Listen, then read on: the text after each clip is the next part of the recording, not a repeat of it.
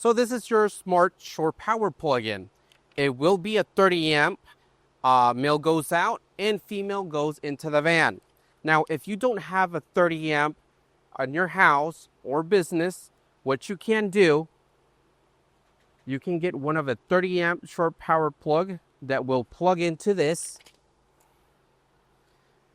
and you can plug right in here and have it charging. Now, this is how you connect the shore power cord to charge your house battery. Your smart charge should light up blue if it has power to it. Next, your silver cap, just flip it up and connect it. Once it's secured, it's weatherproof and it's ready to go. Now, I'll show you where you have to look for your charge. We'll come back here to the back of the van. You can go either in the side if it's safer for you and come back here into the bathroom. And we're going to check our inverter.